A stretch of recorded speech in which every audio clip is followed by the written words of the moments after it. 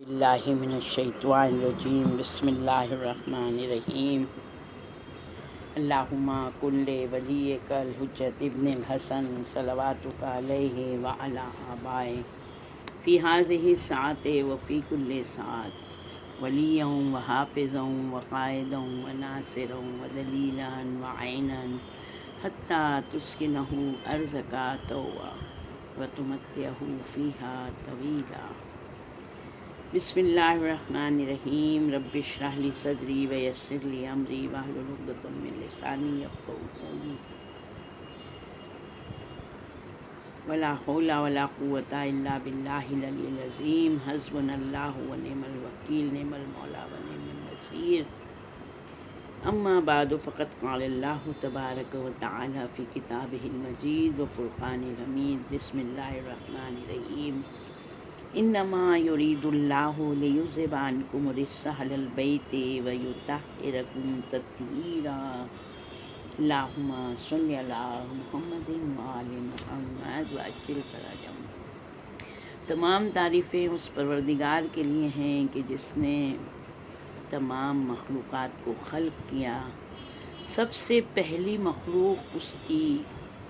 حضرت محمد مصطفیٰ صلی اللہ علیہ وآلہ وسلم اور ان کے 12 جانشین اور ان کی بیٹی جناب فاطمہ زہرا سلام اللہ علیہا۔ اللہم صلی علی محمد وآل محمد۔ یہ 14 معصومین کی خلقت نور سے خلقت ہوئی ہے۔ اللہ نے ان کو نور سے پیدا کیا، اور سب سے پہلے جو نور خلق ہوا ہے وہ 14 معصومین علیہ السلام۔ جب جناب آدم علیہ السلام کو اللہ نے خلق کیا، اس وقت جناب آدم علیہ السلام کی پشت میں اس نور کو قائم کیا۔ یہ نور ایک کے بعد ایک ان کی اولادوں میں کے صلب میں منتقل ہوتے ہوئے اور ایک کے بعد ایک ان کی زوجہ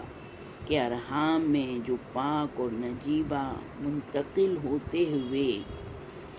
پہنچا جناب عبد مناف تک۔ عبد مناف کے بعد ان کے بیٹے جناب ہاشم، جن کو امر الاولیٰ کہتے تھے۔ جناب ہاشم کے جس وقت یہ نور منتقل ہوا تھا،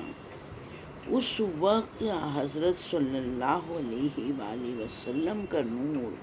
بہت زیادہ ان سے ساطع ہوتا تھا، یہاں تک کہ مسجد الحرام میں داخل ہوتے تھے جب، تو کعبہ ان کے نور سے روشن ہو جاتا تھا۔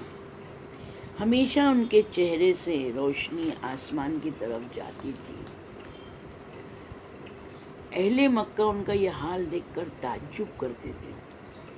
ہر طرف سے عرب کے قبیلے مکے میں آنے لگے، کاہن سب اٹھ کھڑے ہوئے، بتوں کی زبانوں پر حضرت کی فضیلت جاری ہو گئی،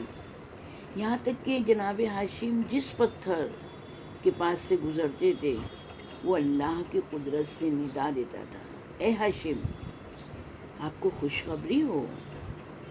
آپ کی اولاد میں بہت جلد ایک فرزند ہوگا، ایک بیٹا ہوگا جو خدا کے نزدیک بہت بلند مرتبہ ہوگا، اللہ کی مخلوق کے نزدیک بہت ہی زیادہ عزت والا ہوگا، یعنی محمد مصطفیٰ صلی اللہ علیہ وآلہ وسلم جو خاتم المرسلین ہیں، جن پر رسالت کا، نبوت کا خاتمہ ہوا ہے۔ جناب ہاشم اگر رات کی تاریکی میں گزرتے تو آپ کے نور سے ہر طرف روشنی ہو جاتی۔ جب جناب عبد مناف کا وفات کا وقت آیا، ان کا آخری، جب یعنی ان کو یہ احساس ہو گیا کہ اب ان کا انتقال ہو جائے گا، تو انہوں نے جناب ہاشم سے عہد لیا، وعدہ لیا، ان کو سمجھ لیں نصیحت وصیت کی کہ دیکھو یہ آخری نبی کا نور جو ہے یہ بہت پاک اور صالحہ نجیبہ عورت کے رحم کے علاوہ کسی اور کو نہیں دے جاوے، یعنی بہت زیادہ خیال کرنا۔ تو جناب ہاشم نے بھی اس کا اقرار کیا، اور اس وقت کے بہت سے بادشاہ یہ آرزو کرتے تھے، یہ تمنا کرتے تھے کہ وہ اپنی لڑکی کا عقد جو ہے وہ جناب ہاشم سے کر دے۔ یہاں تک کہ جناب ہاشم کو بہت وہ لوگ مال دیتے تھے، دولت دیتے تھے، تحفے بھیجتے تھے کہ شاید وہ ان سے رشتہ کرنے پہ راضی ہو جائیں۔ بس جناب ہاشم ہر روز کعبے کے پاس آتے تھے اور پھر طواف کرتے تھے، یعنی 7 مرتبہ چکر لگانا، ایک طواف کرتے تھے اور کعبے کے پردے سے لپٹ جاتے تھے۔ جو شخص ان کے پاس آتا، جناب ہاشم کے پاس، وہ ان کو جب دیکھتا ان کی بہت عزت کرتا۔ اگر کوئی بے لباس ہوتا، جس کا لباس ایک دم پھٹ جاتا ہے، غریب ہے، تو جناب ہاشم اس کو لباس دیتے تھے۔ کوئی اگر بھوکا آ گیا ان کو کھانا کھلاتے تھے۔ اب اگر لوگ آئے، مسافر ہیں، پریشان ہیں، اگر کسی کی کوئی ضرورت ہے، کوئی حاجت ہے، تو ان کی حاجت کو پوری کرتے تھے۔ اگر کوئی قرض دار ہو گیا اور آ کے بتاتا تھا کہ ہم پر اتنا اتنا قرضہ ہے، تو وہ ان کے قرضے ادا کر دیتے تھے۔ اگر کوئی نے کسی کو قتل کر دیا جان بوجھ کے انجانے میں، اب اس کو دیت دینا ہے، اس کے پاس نہیں ہے دیت دینے کے لیے، تو یہ خود دیتے تھے۔ یعنی کہ ان کے دروازے جو ہے نا ہمیشہ کھلے رہتے تھے، کوئی بھی آنے والا یعنی آ کے ان کے دروازے پہ دستک کرتا تھا، کسی کے لیے بھی ان کا دروازہ بند نہیں تھا۔ اور اگر کبھی ولیمہ کرتے تھے یا لوگوں کو کھانا کھلاتے تھے تو بہت بہترین انتظام کرتے تھے۔ ایسا نہیں تھا کہ خالی انسان کھا کے چلے جائیں، یہاں تک کہ جو ان کے جانور ہوتے تھے، جو ان کے ساتھ پرندے ہوتے تھے، وہ بھی کھانے کو لے کے جاتے تھے۔ یعنی اس طرح سے جناب ہاشم جو تھے، تو یعنی ان کی جو سخاوت تھی، جو ان کی یہ اخلاق کی جو یہ اتنی ساری اچھی صفتیں تھیں، یہ ساری لوگوں میں ایک دم مشہور ہو گئیں۔ اور اہل مکہ کی بادشاہی جو ہے تو آپ کے لیے ملنے وہ ہو گئی کہ منتقل ہو گئی کہ جناب ہاشم کو جو ہے تو کعبے کی چابیاں مل گئیں، حاجیوں کو کھانا کھلانے کا کام مل گیا، پھر زمزم کا جو کنواں تھا اس کی ذمہ داری، پھر کعبے کی جو تولیت تھی، پھر حاجیوں کی مہمانداری ہے، یعنی سارے مکے کے کام جو تھے تو سب جو تھا تو جناب ہاشم کے ذمے آ گیا۔ یہاں تک کہ ان کو وراثت میں جو ان کے دادا پر دادا تھے، نزار کا علم آیا، جناب اسماعیل علیہ السلام کی کمان آ گئی، ابراہیم علیہ السلام کا پیرہن ان کے پاس، شیس علیہ السلام کی نالین، اور نوح علیہ السلام کی انگشتری، یعنی آپ کو وراثت میں ملی تھی، میراث میں ملی تھی۔ اور جناب ہاشم نا حاجیوں کو بہت زیادہ ان کا احترام کرتے تھے، ان کا اکرام کرتے تھے، حاجیوں کا بہت خیال رکھتے تھے، ان کی حفاظت کرتے تھے، ان کی حاجتیں پوری کرتے تھے۔ جب بھی ہے نا ذی الحجہ کا چاند نکلتا تھا تو وہ مکے والوں کو بلا لیتے تھے، اور سارے مکے والے جب جمع ہو جاتے تھے تو خطبہ دیتے تھے، اور اس وقت وہ کہتے تھے کہ دیکھو تم ہے نا خدا کی طرف سے امان ہے تم، اور تم یہ دیکھو کہ تم کہاں پر ہو، تم اللہ کے گھر کے پڑوسی ہو، اللہ کے گھر کے ہمسایہ ہو۔ اب یہ موسم ہے کہ لوگ ہے نا اللہ کے گھر کی زیارت کرنے آنے والے ہیں، اب یہی مہینے میں لوگ آئیں گے، اور وہ جو ہیں آنے والے جو ہیں وہ الگ الگ شہروں سے آئیں گے، تو وہ خدا کے مہمان ہیں۔ اور تم یہ سمجھ لو کہ مہمان جو ہوتا ہے تو اور لوگوں کی بنسبت جو ہے تو مہمان کو زیادہ عزت دینا چاہیے، مہمان کا زیادہ احترام کرنا چاہیے، اور تم کو خدا نے یہ بزرگی دی ہے، تم کو اللہ نے چنا ہے، یعنی تم اس کے گھر کے پڑوسی ہو، یعنی تم کو اللہ نے بہت بڑا شرف دیا ہے۔ تو اب جب تم یہاں پر اللہ نے تم کو شرف دیا ہے تو اس شرف کو تم قائم کرو، اور اس سے جو ہے تو جو دور دور سے جب ہے نا لوگ آ رہے ہیں تو یعنی جب دیکھو کہ کہاں کے اوپر، کون سی جگہ کے اوپر یعنی لوگ ٹھہرے ہیں، کیونکہ وہ لوگ بہت دور دور سے آتے ہیں، ان کے بال بکھرے ہوں گے، ان کے جسم میں بہت زیادہ مٹی ہوگی، غبار ہوگا،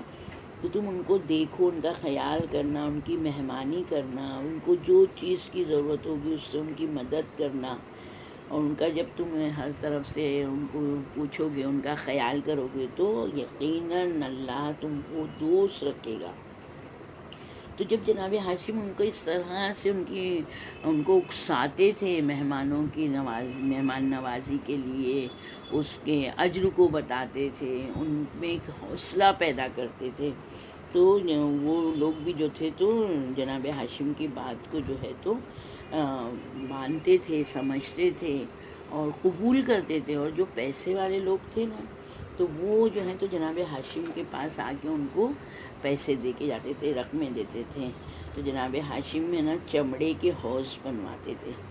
اور چمڑے کے حوض پانی بھر دیتے تھے اس میں، اور پھر ہے نا 7ویں ذی الحجہ سے مہمانوں کی مہمانداری شروع ہو جاتی تھی، یعنی وہ مہمانوں کے لیے، حاجیوں کے لیے مینا میں، عرفات میں کھانا پہنچایا کرتے تھے۔ ایک سال جو تھا تو مکے میں بہت زبردست قحط پڑ گیا، تو یعنی وہاں والوں کے پاس ہے نا حاجیوں کے لیے خرچ کرنے کے لیے پیسے نہیں تھے، تو جناب ہاشم کے پاس کچھ اونٹ تھے، انہوں نے وہ اونٹ شام بھیج کے بکوا دیے، اس کو فروخت کروا دیا، اور ساری قیمت جو تھی اس کی وہ حاجیوں کی مہمانداری میں لگا دی۔ ایک وقت کا کھانا اپنے واسطے ایک وقت کا بھی نہیں رکھا۔ اسی وجہ سے آپ کی کرم نوازی جو تھی تو پورے ورلڈ میں پھیل گئی، اطراف عالم میں پھیل گئی، اتنے سخاوت کے ان کے چرچے تھے۔ دیکھیں یہ چیز ہمیشہ ہم یہ دھیان رکھیں کہ جو بھی نیکیاں ہم کرتے ہیں یہ ہمارے آباء و اجداد سے ہماری طرف منتقل ہوئی ہیں، اور جو آج ہم کریں گے وہ ہماری اولادوں میں پشت در پشت چلے گی۔ جناب سیدہ سلام اللہ علیہا کی ولادت کے موقع پر ہم دیکھیں کہ ان کے آباء و اجداد کس شرف کے مالک تھے، کتنی فضیلت تھی ان کی، کتنے صاحب اکرام تھے وہ لوگ، کہ مولا علی میں سخاوت، جناب سیدہ کی سخاوت، جناب سیدہ میں جو صفات ہیں، کس طرح سے یہ ساری صفات ہم لوگ دیکھتے ہیں کہ یہ نسل بر نسل چلتی چلی آ رہی ہے۔ تو جب ہے نا آپ کی سخاوت کا حال نجاشی بادشاہ نے سنا، قیصر بادشاہ جو بادشاہ روم کا بادشاہ تھا، جب اس نے سنا، نجاشی حبش کا بادشاہ تھا اور قیصر روم یعنی قیصر روم کا بادشاہ تھا، تو ان لوگوں نے آپ کی خدمت میں جو ہے تو بہت سے تحفے بھیجے اور بہت زیادہ التجا کی کہ آپ ہماری لڑکیوں سے شادی کر لیے، تاکہ نا وہ لوگوں کو ایسا تھا کہ یہ نور محمدی جو ہے تو ان کے خاندان میں آ جاوے، اگر ان کے گھر کی لڑکی میں یہ منتقل ہو جاتا تو پھر ان کے بھی خاندان میں چار چاند لگ جاتا، کیونکہ کاہنوں نے، راہبوں نے، ان کے عالموں نے ان کو خبر دی تھی کہ جو نور جناب ہاشم کے جبین میں ہے وہ آخری نبی کا نور ہے، اس کی شریعت جو ہے وہ پورے ورلڈ میں رہے گی، تو یعنی ان کا دین تمام دینوں پر غالب آئے گا۔ لیکن جناب ہاشم نے دنیاوی تحفے ایسے یعنی اور یہ جو عقد کا یہ تھا التجا تھی، انہوں نے قبول نہیں کی۔ اپنی قوم کی ایک بہت پاک اور طاہر عورت سے انہوں نے عقد کیا، نکاح کیا، اس سے ان کو لڑکے پیدا ہوئے، لڑکیاں ہوئیں، لڑکوں کے نام تھا اسد، مضر، عمرو اور سیفی، لڑکیوں کے نام تھے ساسا، رقیہ، خلاوہ، شاشا۔ لیکن رسول اللہ کا نور جو تھا تو وہ آپ کی جبین انور میں اسی طرح چمک رہا تھا، ان کی پیشانی پر اسی طرح چمک رہا تھا، وہ نور جو تھا تو ان کی وہ بیوی میں منتقل نہیں ہوا، بہت رنجیدہ رہتے تھے۔ ایک رات وہ خانہ کعبہ کا طواف کر رہے تھے، اس میں طواف کے دوران بہت روئے، بہت اللہ سے گریہ وزاری کی کہ پروردگارا مجھے جلدی وہ فرزند دے کہ جو نور حضرت رسالت مآب کا حامل ہے، یعنی وہ بیٹا دے جس میں یہ نور منتقل کر دوں میں اس بیٹے میں، اور یہ اتنی یعنی گریہ ازاری کر رہے تھے کہ اسی روتے روتے ان کی آنکھ لگ گئی. تو خواب میں انہوں نے کیا دیکھا کہ کوئی آواز یعنی بول رہا ہے، کچھ آواز سنی انہوں نے کہ سلمیٰ جو عمرو کی دختر ہے، عمرو کی بیٹی ہے، جو بہت طاہرہ ہے، مطہرہ ہے، گناہوں سے پاک اور مبرہ ہے، اس سے رشتہ کرو. اس کا مہر بہت ہوگا مگر تم اس کو مہر دو. عورتوں میں اس وقت عورتوں میں اس کی مثل کوئی بھی نہیں ہے، اور اس سے جو بیٹا ہوگا تم کو وہ نور سید الانبیاء کا حامل ہوگا. یعنی وہ جو ہے تو بیٹا جو ہے تو اس میں یہ نور منتقل ہوگا، رسول اللہ کا نور. پھر جناب ہاشم جب ان کی آنکھ کھلی تو انہوں نے اپنے چچا زاد بھائیوں سے، اپنے بھائی مطلب سے کہا کہ میں نے ایسا ایسا خواب دیکھا ہے. تو ان کے بھائی مطلب نے کہا کہ وہ عورت جس کا نام تم نے بتایا ہے وہ قبیلہ بنی نجار کی ہے، اور اس وقت وہ اپنی قوم میں بہت زیادہ پاک، نجابت اور بہت زیادہ خوبصورتی، حسن و جمال میں مشہور ہے، معروف ہے وہ. اور اس کے قبیلے والے بھی بہت کرم نواز ہیں، مہمان نواز ہیں اور سب شریف ہیں. لیکن آپ ان سے نسب و شرافت میں آپ زیادہ بلند ہیں، آپ زیادہ افضل ہیں، اور سارے بادشاہ جو ہیں تو آپ سے رشتہ رکھنے کی تمنا رکھتے ہیں. لیکن اگر آپ کا ارادہ یہی ہے تو آپ اجازت دیجیے، ہم چل کے اس سے رشتہ مانگتے ہیں. ہاشم نے کہا، جناب ہاشم نے، کہ حاجت جس کی ہوتی ہے نا اسی کی کوشش سے پوری ہوتی ہے. ہم خود شام کی طرف جائیں گے، ہم خود شام جا کے تجارت کے لیے جائیں گے اور راستے میں ہم ان سے رشتہ مانگیں گے. پھر آپ نے سامان سفر تیار کیا. اپنے بھائی مطلب کو اور اپنے چچا کے 7 بھائیوں کے ساتھ میں انہوں نے مدینہ کی طرف چلے. وہ مدینہ ہوتے ہوئے شام جاتے. تو قبیلہ بنی نجار مدینے میں رہتا تھا. تو جب آپ مدینے میں داخل ہوئے تو جو ان کی پیشانی پہ نور محمدی تھا تو آپ کی جبین اقدس اتنی زیادہ نور منور ہوا کہ پورا مدینہ منور ہو گیا. یہاں تک کہ اس کے عکس نے مدینے کے تمام گھروں کو روشن کر دیا. یہ دیکھ کر سارے مدینے والے آپ کی طرف بڑھے. پوچھا کون ہے اتنا خوبصورت جس کا حسن و جمال یعنی کوئی ان کے برابر نہیں ہے، اور خاص کر جو یہ نور جن کے پیشانی سے نکل رہا ہے، جن کی اس نور کی شعاؤں نے تمام دنیا کو منور کر دیا، روشن کر دیا ہے. کون ہے یہ؟ کون ہے آپ لوگ؟ تو جناب مطلب نے کہا کہ ہم خانہ خدا کے رہنے والے ہیں، ہم کعبے کے رہنے والے ہیں، اور ہم اللہ کے جو حرم ہے، جو اللہ کا گھر ہے، ہم اس اللہ کے گھر کے رہنے والے ہیں. ہم لوئی بن غالب کے بیٹے ہیں. یہ ہمارا بھائی ہاشم بن عبد مناف ہے. ہم اس کے لیے تمہارے پاس آئے ہیں، تمہارے قبیلے کی لڑکی مانگنے کے لیے، اس سے نکاح کرنے کے لیے. تم لوگ جانتے ہو کہ میرا یہ بھائی وہ ہے کہ جتنے یہاں اطراف میں بادشاہ ہیں وہ سب چاہتے ہیں کہ یہ میرے بھائی سے اپنی لڑکی کی شادی کر دیں، لیکن میرے بھائی نے انکار کر دیا کیونکہ وہ خود رغبت رکھتا ہے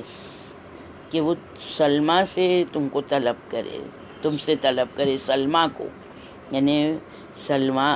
وہ جب یہ بات کر رہے تھے جناب عبد المطلب تو وہ مجمع میں جو ہیں تو جناب سلمیٰ کے والد بھی کھڑے ہوئے تھے، ان کے بابا بھی کھڑے ہوئے تھے. تو انہوں نے جواب دیا کہ واقعی آپ لوگ صاحبان شرف ہیں، عزت ہیں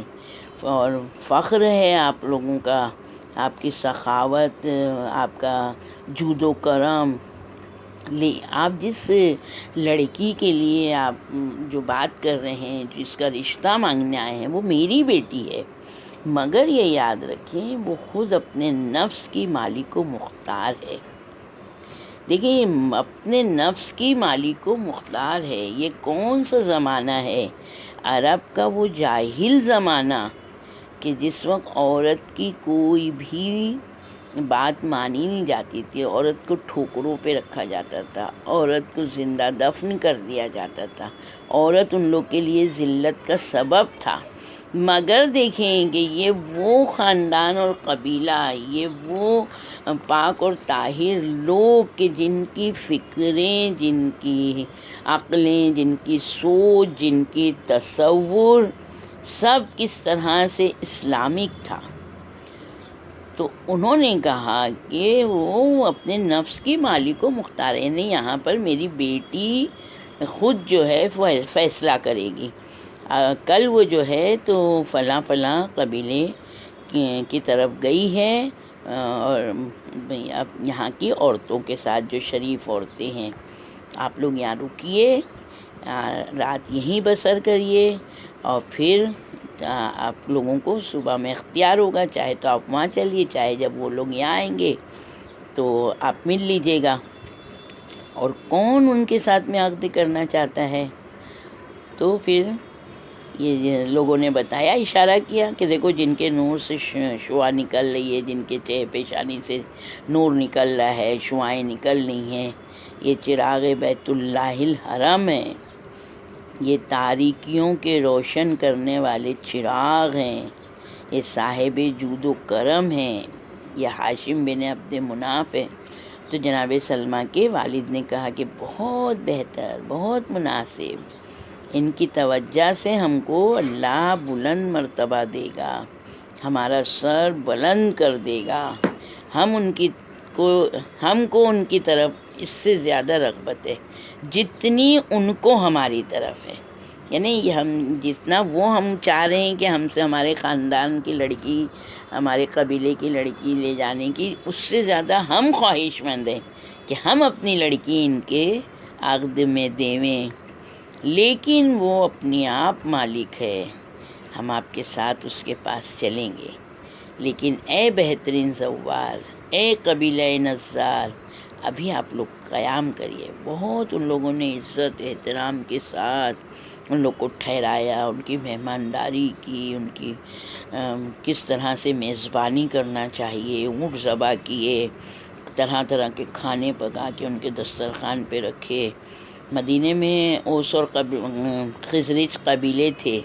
ان لوگوں نے جب جناب ہاشم کے نور کو دیکھا تو ان کے علماء یعنی یہودیوں کے علماء کی نظر جب ان پر پڑی تو ان کے تو نگاہوں میں دنیا اندھیر ہو گئی۔ کیوں کہ توریت میں انہوں نے پڑھا تھا یہ نور آخری پیغمبر کی نور کی علامت ہے۔ وہ دیکھ کے ایک دم بہت ملول ہو گئے، ایک دم رنجیدہ ہو گئے۔ ان کے عوام نے ان سے پوچھا کیا وجہ ہے، کیوں تم لوگ کے چہرے اترے ہوئے ہیں، کیا بدلتے ہیں؟ تو کہا کہ یہ اس شخص کی علامت ہے جو بہت جلد آنے والا ہے، جو اپنے مخالف کا خون بہائے گا، اور اس کے ساتھ لڑائیوں میں جو ہے تو فرشتے مدد کریں گے۔ تمہاری کتابوں میں، یعنی یہودیوں نے بتایا کہ جو لوگ تھے ان لوگوں کے تمہاری کتابوں میں اس کا نام ماہی ہے، اور یہ اسی کا نور ہے۔ سارے یہودی سے اب یہ سن کے سارے یہودیوں کے دل ایک دم چھوٹے ہو گئے، سب کے دل میں جو ہے تو جناب ہاشم کے لیے کینہ بھر گیا،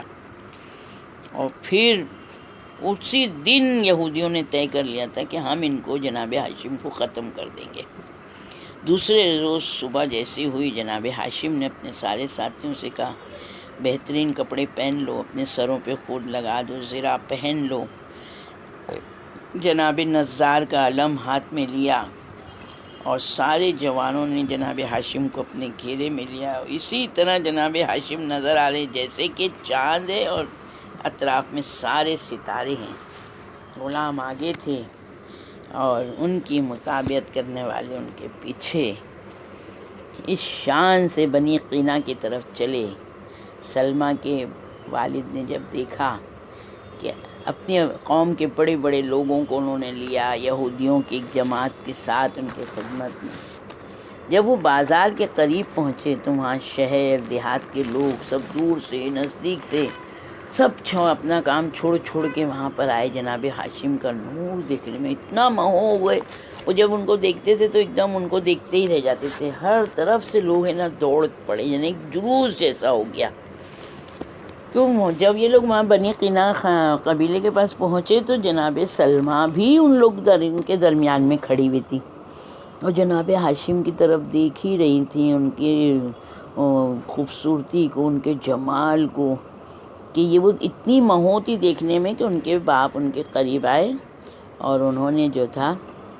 کہا کہ میں تم کو اس امر کی خوشخبری دے رہا ہوں، مبارکبادی دے رہا ہوں، جو تمہارے لیے بہت خوشی ہے، بہت فخر ہے، بہت عزت کا سبب ہے. تو جناب سلمیٰ کہتی ہے وہ کیا ہے بابا؟ تو کہا اے سلمیٰ، یہ جو تم دیکھ رہی ہو، جس کے نور کو تم دیکھ رہی ہو، وہ تمہارے لیے رشتہ مانگنے آیا ہے، اور اس کی جو ہے تو سخاوت، اس کا جود و کرم، اس کی پاکیزگی پوری دنیا میں مشہور ہے. جب سلمیٰ نے یہ سنا نا تو ایک دم شرم سے انہیں نے سر جھکا لیا. ان کے باپ نے دیکھا کہ خاموش ہو گئی تو سمجھ گئے کہ اس کا ارادہ ہے. جناب ہاشم میں نا لال ریشمی خیمے میں انہوں نے ریشمی کپڑے کا خیمہ انہوں نے نصب کروایا، کناتیں لگوائیں، اور اس میں جب بیٹھے بازار سے ہر طرف کے لوگ آ رہے ہیں، ان کے بارے میں پوچھ رہے ہیں، مگر یہودیوں کے سینوں میں تو ایک دم بھٹی جل رہی تھی، کیونکہ جناب سلمیٰ بھی حسن و جمال کی مالک تھیں، بہت پاکیزہ آداب ان میں، حسن اخلاق اتنا بہترین تھا. اسی وقت شیطان ایک مرد کی صورت میں سلمیٰ کے پاس آیا اور بولا کہ میں ہاشم کے ساتھیوں میں سے ایک ہوں، اور تم اس کے خوبصورتی پہ مت جاؤ، کیونکہ ہاشم عورتوں کے پاس بہت کم جاتا ہے، اس کو عورتوں سے بہت دور رہتا ہے، وہ محبت نہیں ہے، اور صرف 2 مہینہ جس کو بہت چاہتا ہے، جو عورت کو صرف 2 مہینہ اس کے ساتھ رہتا ہے اس کو طلاق دے دیتا ہے. اس میں بہادری بھی نہیں ہے، شجاعت تو نام کو نہیں ہے، ایک دم بزدل ہے، ڈرنے والا ہے. تو جناب سلمیٰ کہتے ہیں اگر تم یہ کہہ رہے ہو صحیح ہے تو سمجھ لو کہ میں تو اس کی طرف دیکھوں گی نہیں. یہ سن کر تھوڑا ابلیس کو ڈھارس ہو گئی. پھر وہ ایک دوسرے کی شکل میں بن کر آیا، پھر آ کے اس نے اسی طرح بیہودہ باتیں کی. پھر تیسری مرتبہ آیا. اب جب یہ آیا تو وہ ایک دم ان کا چہرہ چھوٹا ہو گیا. جناب سلمیٰ کے جب والد نے دیکھا تو کہا کیا ہوا بیٹا، کیوں اتنی غمگین ہو گئی؟ تو کہتی بابا آپ مجھ سے ایسے آدمی سے شادی کریں گے جو عورت کی طرف نہیں دیکھتا ہے، بہت طلاقیں دے رہا ہے، بزدل ہے. ان کے باپ ہنسے، کہا نہیں، یہ جو تم جس کے بارے میں کہہ رہی ہو وہ ایسا نہیں ہے، اس نے ہرگز کسی عورت کو طلاق نہیں دیا. ارے اس کی بہادری تو مشہور ہے زمانے میں، وہ خوش مزاج ہے، اس کا کلام اتنا میٹھا ہے، اس کا اخلاق اتنا بہترین ہے. تم سے جس نے بھی اس کی برائی کی ہے وہ یقیناً وہ شیطان ہے. پھر دوسرے دن سلمیٰ نے جو ہاشم کو دیکھا، اس نور کی محبت جو ان کے پیشانی پہ چمک رہا تھا، اس نور کو دیکھ کے بےتاب ہو گئی، اور فوراً انہوں نے ایک آدمی کو بھیج کے کہلوایا، آدمی کے ذریعے، کہ کل آپ مجھے میرا رشتہ مانگیے اور جتنا بھی مہر آپ سے کہا جائے گا آپ اس کا اقرار کر لیجیے گا، انکار نہیں کیجیے گا. وہ مہر میں اپنے مال میں سے آپ کو دوں گی. یعنی دیکھیں کہ کس طرح سے پروردگار کی طرف سے جناب سلمیٰ کے دل میں اس نور کی محبت، اور جناب سلمیٰ یقیناً یہ وہ عورت ہیں کہ جو حق کو قبول کرتی ہیں، انہی کی نسل میں پاک اور طاہر کس طرح سے رسول اللہ کے دادا کی ولادت ہوئی. انشاءاللہ ہم لوگ اس کے آگے، اس کے بعد والے میں ہم لوگ بات کرتے ہیں،